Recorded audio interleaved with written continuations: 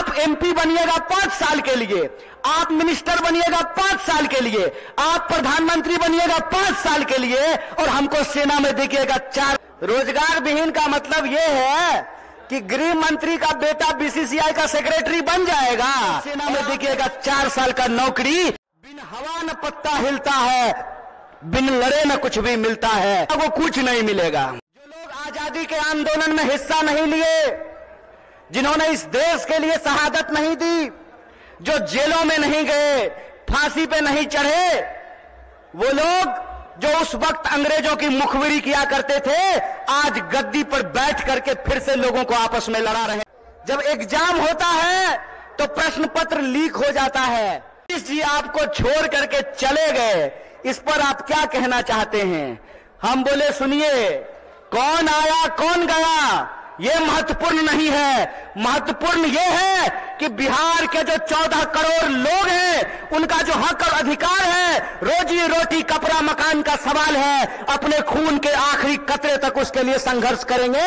ये हमारा कमिटमेंट है, ये हमारा संकल्प है। साथियों, आप सब जानते हैं कि आज 30 जनवरी है और 30 जनवरी को हम पूरे देश में, पूरी दुनिया में बलिदान दिवस के रूप में याद करते हैं। हमारे राष्ट्रपिता, हमारे बापू महात्मा गांधी को याद करते हैं और यह संकल्प लेते हैं कि मरते दम तक उनके आदर्शों पर चलेंगे। और उनका आदर्श था सत्य और अहिंसा, न्याय और एकता। और उनकी जो एकता की बात थी, उस एकता की बात के चलते ही जिनके आखिरी क्षण में भी मुंह से हे राम निकला था, उनको एक आतंकवादी कायर नाथू राम ने हत्या करने का काम किया था। यह आज हम सब लोगों को समझना पड़ेगा कि आज हमारे देश में जिस तरीके से नफरत का माहौल पैदा किया गया है, जिस तरीके से इंसान को इंसान से लड़ाया जा रहा है, यही साजिश किसी जमाने में अंग्रेज किया करते थे। अंग्रेज भारत के लोगों को आपस में लड़ाते थे, हिंदू मुसलमान करवाते थे, मंदिर मस्जिद करवाते थे और फूट डाल करके हमारे ऊपर 200 साल तक राज किया था। एक बार फिर से जो लोग आजादी के आंदोलन में हिस्सा नहीं लिए, जिन्होंने इस देश के लिए शहादत नहीं दी, जो जेलों में नहीं गए, फांसी पे नहीं चढ़े, वो लोग जो उस वक्त अंग्रेजों की मुखबिरी किया करते थे, आज गद्दी पर बैठ करके फिर से लोगों को आपस में लड़ा रहे हैं, लोगों के बीच में नफरत फैला रहे हैं। बोलिए, ऐसा है कि नहीं है? नफरत फैल रहा है ना? कौन फैला रहा है? नहीं नहीं नहीं, मोदी अकेले उसमें शामिल नहीं है, उसके साथ वो सब लोग शामिल हैं जो आज समाज को बांटने का काम करते हैं, समाज को आपस में लड़ाने का काम करते हैं, वो सब लोग इसमें शामिल हैं। तो आप सब लोगों से मैं ये आग्रह करना चाहता हूं, आप सब जानते हैं कि कांग्रेस पार्टी ने, भारतीय राष्ट्रीय कांग्रेस ने अंग्रेजों से लड़ करके इस देश को आजादी दिलाई। आजादी दिलाई कि नहीं दिलाई? देश आजाद है ना? कौन आजाद कराया देश को? कांग्रेस ने इस देश को आजाद कराया।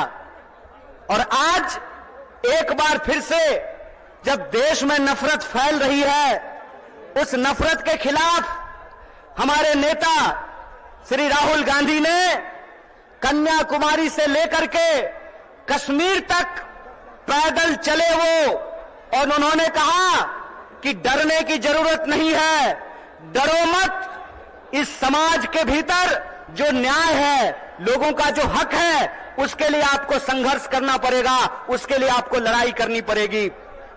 राहुल जी ने कहा कि अगर देश में नफरत फैल रही है तो हमको मोहब्बत की आवाज को बुलंद करना पड़ेगा। और कन्याकुमारी से लेकर के कश्मीर तक उन्होंने भारत जोड़ो यात्रा की, भारत जोड़ो पद यात्रा की। जब भारत जोड़ो पद यात्रा हो गई तब यह प्रश्न हमारे सामने था कि कौन सी ऐसी चीजें हैं जिससे यह देश ताकतवर बनेगा, इस देश को शक्ति मिलेगी।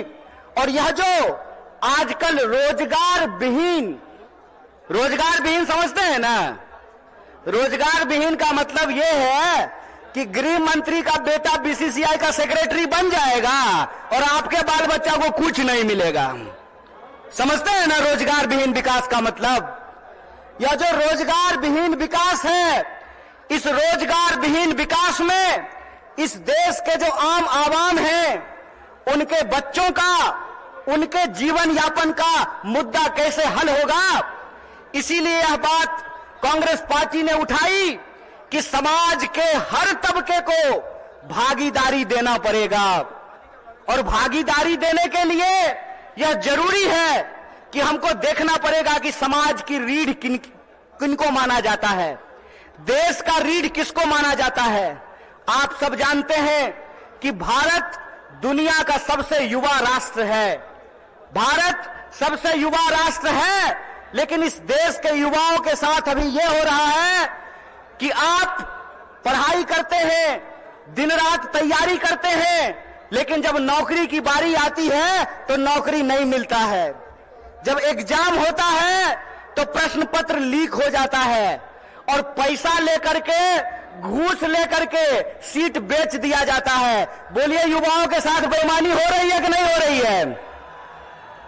चूंकि हमारे माँ बाप किसान हैं, चूंकि हमारे माँ बाप शिक्षक हैं, हमारे माँ बाप साधारण परिवार के लोग हैं, साधारण इनकम के लोग हैं, तो हमारे भविष्य के बारे में कोई नहीं सोचता है। बताइए, नेता का बेटा नेता बनेगा, मंत्री का बेटा मंत्री बनेगा, डीएम साहब का बेटा डीएम बनेगा, डॉक्टर साहब का बेटा डॉक्टर बनेगा, लेकिन किसान का बच्चा किसान नहीं बनना चाहता है। बोलिए, किसान का बच्चा किसान बनना चाहता है? क्यों नहीं बनना चाहता है? इसलिए नहीं बनना चाहता है कि इस देश की हकीकत यह है कि हर घंटे 2 किसान आत्महत्या करते हैं, हर घंटे एक नौजवान आत्महत्या करता है, हर मिनट किसी महिला के साथ कोई ना कोई अपराध होता है। आए दिन हमको यह सुनने को मिलता है कि जो शोषित पीड़ित वर्ग के लोग हैं, उनके ऊपर लगातार हमले होते हैं, उनका अधिकार छीना जाता है। देश की इस परिस्थिति को देखते हुए, जब बेरोजगारी 45 साल में सबसे ज्यादा है, महंगाई आसमान छू रहा है। आप लोगों को याद था ना, पहले पेट्रोल कितना में मिलता था? पहले पेट्रोल कितना में मिलता था? 50 रुपया में। अब कितना में मिलता है? 100 रुपया में। महंगाई बढ़ी है कि नहीं बढ़ी है? सरसों का तेल पहले कितना में मिलता था? 80 रुपए किलो। अब कैसे मिलता है? 200 रुपये किलो। बोलिए, महंगाई बढ़ी है कि नहीं बढ़ी है?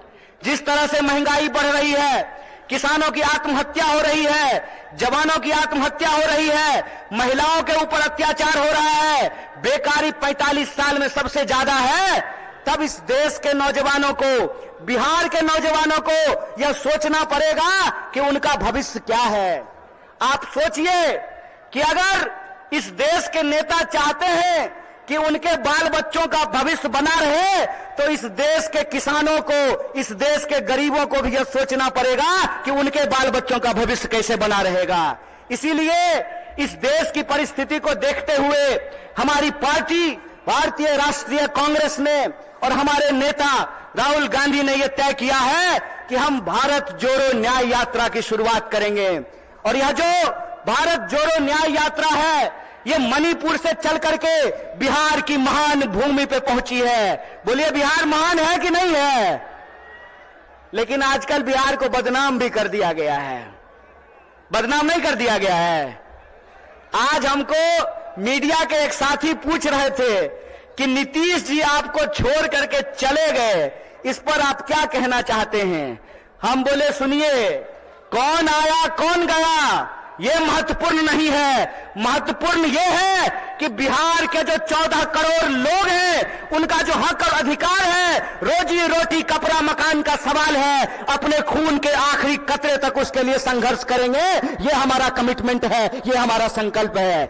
किसी के आने जाने की बात नहीं है, बात है लोगों के हक और अधिकार की, बात है लोगों के लिए न्याय की। और हमारा यह मानना है, हमारी पार्टी की यह मानना है कि अगर हम इस देश को शक्ति देना चाहते हैं, अगर हम बिहार को शक्ति देना चाहते हैं, तो हमको 5 प्रकार के न्याय की स्थापना करनी पड़ेगी। कितने प्रकार की न्याय की स्थापना करनी पड़ेगी? हाथ उठा करके बताइए। अरे डरिए नहीं, आप नेता छोड़े कि ईडी से घबरा जाइएगा। आप तो आम जनता है, आपको क्या फर्क पड़ता है।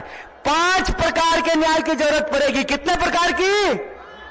और वो 5 प्रकार का न्याय ये है कि हम चाहते हैं कि इस देश में नारी को न्याय मिले, भागीदारी का न्याय मिले, युवाओं को न्याय मिले, किसानों को न्याय मिले और मजदूरों को न्याय मिले। बोलिए, आपको ये 5 न्याय चाहिए कि नहीं चाहिए? सब लोगों को चाहिए। अगर सब लोग यह 5 प्रकार का न्याय चाहते हैं, तो हम आपसे एक अपील करना चाहते हैं। एक बात जान लीजिए, इस देश में कुछ भी, इस देश के आम लोगों को कुछ भी बिना संघर्ष के नहीं मिला है। हमारी आजादी के लिए भी लोगों को अपनी जान गंवानी पड़ी। बिहार के लोग जानते हैं कि अपने हक और अधिकार के लिए संघर्ष करना पड़ता है। और एक बात आप लोगों ने सुना होगा, बिन हवा न पत्ता हिलता है, बिन लड़े न कुछ भी मिलता है। इसीलिए अपने हक और अधिकार के लिए हमको लड़ना पड़ेगा। और हमारे देश के आम आवाम को, बिहार के आम लोगों को यह सोचना पड़ेगा कि हमारा भविष्य क्या है। हम समझते हैं कि जिस तरीके से मौजूदा सरकार हमारे देश के नौजवानों के साथ, बिहार के नौजवानों के साथ खिलवाड़ कर रही है, उसके खिलाफ हमको संघर्ष करना पड़ेगा।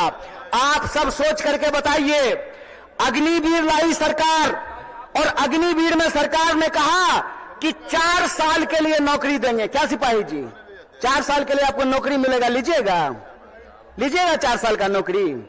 और यहां मंच पे बहुत सारे एमएलए साहब बैठे हुए हैं, बहुत सारे एमपी साहब बैठे हुए हैं। प्रधानमंत्री बनेगा 5 साल के लिए और सेना का जवान बनेगा 4 साल के लिए। बोलिए, बेईमानी है कि नहीं है? ये अगर बेईमानी है तो बेईमान को बेईमान कहना चाहिए कि नहीं कहना चाहिए? चोर को चोर कहना चाहिए कि नहीं कहना चाहिए? ये चोर और बेईमान मिलकर के इस देश के साथ लुटखोरी कर रहे हैं। इसीलिए हम आप तमाम नौजवानों से यह अपील करना चाहते हैं कि एक तो हमको नौकरी नहीं देते हैं, दूसरा हमको शिक्षा नहीं देते हैं, तीसरा किसानों को उनके फसल का दाम नहीं देते हैं, चौथा मजदूरों को न्यूनतम मजदूरी नहीं देते हैं, और 5वां इस देश की जो आधी आबादी है उसको समान जीने का अधिकार नहीं देते हैं।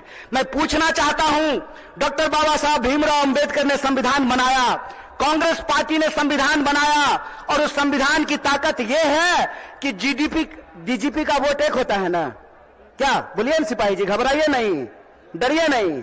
डीजीपी का वोट एक होता है ना, और आपका भी वोट एक होता है, मुख्यमंत्री का भी वोट एक होता है, और रिक्शा चलाने वाले का भी वोट एक होता है, जूता सिलने वाले का भी वोट एक होता है। यह जो वोट का अधिकार है, इस वोट के अधिकार का हमको इस्तेमाल करना पड़ेगा। अगर वो हमारे वोट का इस्तेमाल कर रहे हैं अपने बच्चों का भविष्य बनाने के लिए, तो आपको अपने वोट का अधिकार का इस्तेमाल करना पड़ेगा अपने बच्चों का भविष्य बनाने के लिए। और आपको इस सवाल का जवाब इस देश की हुक्मरान से पूछना पड़ेगा कि आप एमपी बनिएगा 5 साल के लिए, आप मिनिस्टर बनिएगा 5 साल के लिए, आप प्रधानमंत्री बनिएगा 5 साल के लिए, और हमको सेना में देखिएगा 4 साल का नौकरी। यह नौकरी हमको बर्दाश्त नहीं है। हमको आपको परमानेंट नौकरी देना पड़ेगा, ठेके की नौकरी बंद करनी पड़ेगी। और जिसको परमानेंट नौकरी मिला हुआ है, जिसको परमानेंट नौकरी मिला हुआ है, अगर नेताओं को पेंशन मिल सकता है तो आपको शिक्षकों को भी पेंशन देना पड़ेगा, आपको सरकारी नौकरियों में भी काम करने वाले लोगों को पेंशन देना पड़ेगा। अगर इस देश के पूंजीपतियों का 12 लाख करोड़ कर्जा माफ किया जा सकता है तो आपको किसानों का कर्जा माफ करना पड़ेगा, उनके फसल का पूरा दाम देना पड़ेगा। अगर इस देश में सबको न्यूनतम मजदूरी मिल सकती है तो हम कहते हैं कि मजदूरों को भी न्यूनतम मजदूरी देना पड़ेगा। रोज बरोज नया जो है ड्रामा गढ़ करके लोगों का अधिकार ये छीन रहे हैं। आप लोग वो जादूगरी देखे हैं ना कि जादूगर इधर से कहेगा गिली गिली पम पम छू और पॉकेट से कबूतर निकाल देगा। टीवी आजकल हमारे साथ वही कर रही है। जब भी आप टीवी खोल करके देखिएगा आपके मुद्दे गायब कर दिए गए हैं। सुबह से लेकर के शाम तक बहस चलेगी, कौन शपथ ले रहा है, कौन शपथ नहीं ले रहा है। सुबह से लेकर के शाम तक लोगों के मुद्दों को भटका करके और आम लोगों का जो बुनियादी सवाल है, रोजी का सवाल, रोजगार का सवाल, रोटी का सवाल, कपड़ा का सवाल, मकान का सवाल, इन सवालों को गुमराह किया जाता है। इसीलिए हम पूर्णिया के आम लोगों को और बिहार के आम लोगों को एक अपील करना चाहते हैं। हम जानते हैं कि बिना लड़ाई के कुछ नहीं मिलता है, तो हमको अपने न्याय के लिए और अपने आने वाली पीढ़ी के न्याय के लिए संघर्ष करना पड़ेगा। बोलिए, आप इसके लिए तैयार हैं?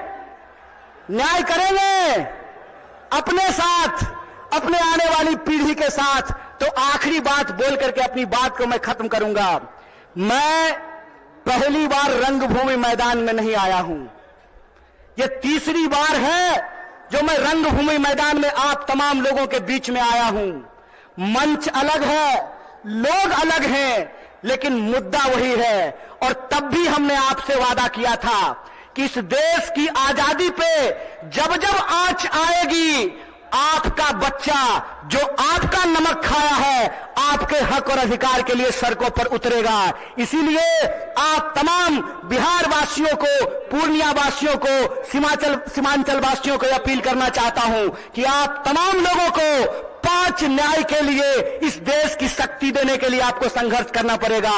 और इस संघर्ष में अगर हम संघर्ष करेंगे तो जरूर जीतेंगे। इन्हीं शब्दों के साथ अपनी बात को खत्म करूंगा।